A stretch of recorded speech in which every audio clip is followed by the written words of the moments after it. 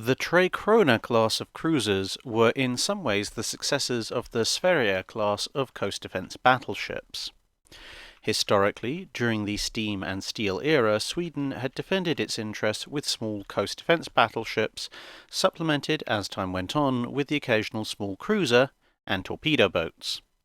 But by the time World War II rolled around, the speed of ocean-going warships had increased significantly, as had the lethality of air power, particularly the threat from carriers, which the Swedish Navy determined would render the existing defence paradigm ineffective. And so they decided not to build a pair of advanced coastal defence battleships based on the Sverige class, which had been proposed. As a result, they decided that the new face of the Swedish Navy would be fast and powerful destroyers, with a pair of squadrons each led by a fast and well-armed cruiser. Originally, there were supposed to be 3 such squadrons led by 3 cruisers, but for budgetary reasons they decided to simply upgrade an older existing cruiser for the 3rd squadron.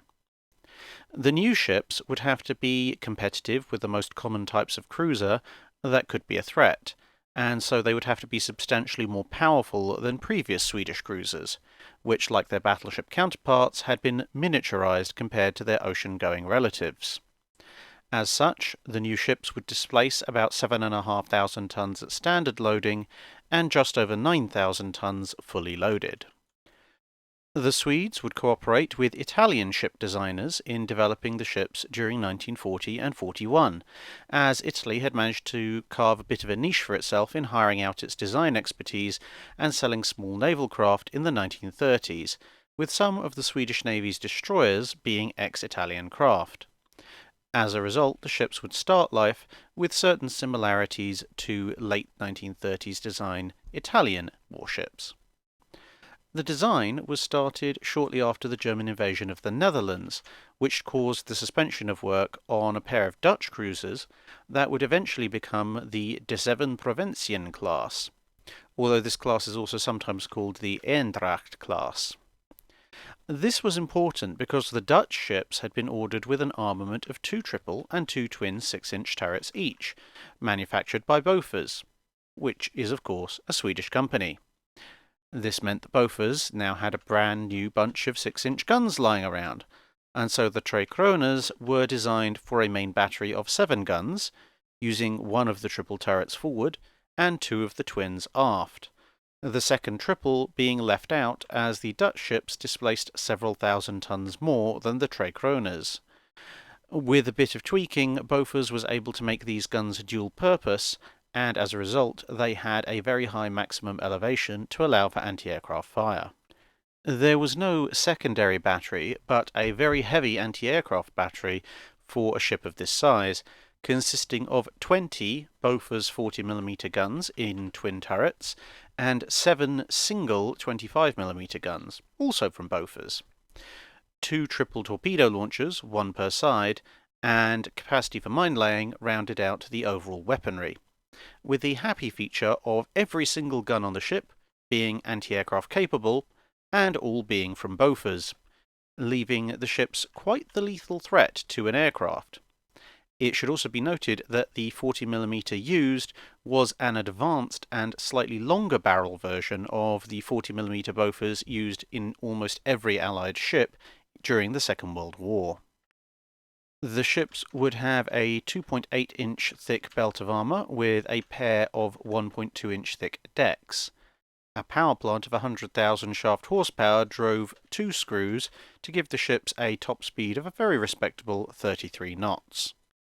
Unfortunately, politics got in the way, and the ships weren't actually started until September 1943, with Tre Kronor and Gota Legion, I think, I couldn't find out how to pronounce that in Swedish, being started on the same day. The ships would launch in December 1944 and November 1945 respectively, commissioning into the fleet in late 1947, and thus missing the Second World War. With technology having advanced incredibly rapidly whilst they were being built, they were refitted after a few years in service with radar, new fire control systems, and the 25mm guns being replaced with additional 40mm guns on a one-for-one basis. During this time, The ships would also max out their skills in camouflage. Tre Kronor would serve until 1958, when she was put in reserve and eventually scrapped for use as part of a bridge in 1968.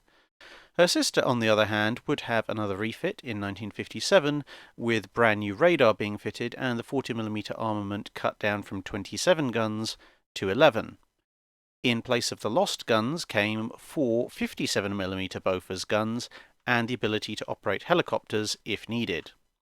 A similar upgrade had been planned for Tre Kronor, but was too expensive to carry out for both ships. Due to the use of British radars and design experience in both refits, the ships began to bear some passing resemblance to Royal Navy units of the period as opposed to their earlier Italian flavour.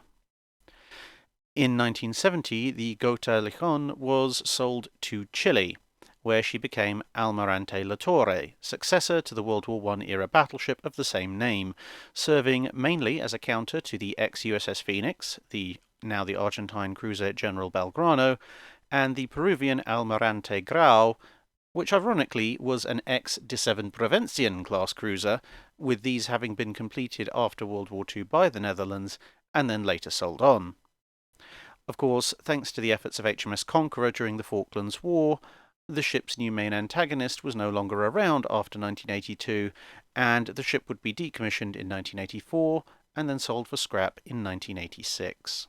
That's it for this video. Thanks for watching. If you have a comment or suggestion for a ship to review, let us know in the comments below. Don't forget to comment on the pinned post for dry dock questions.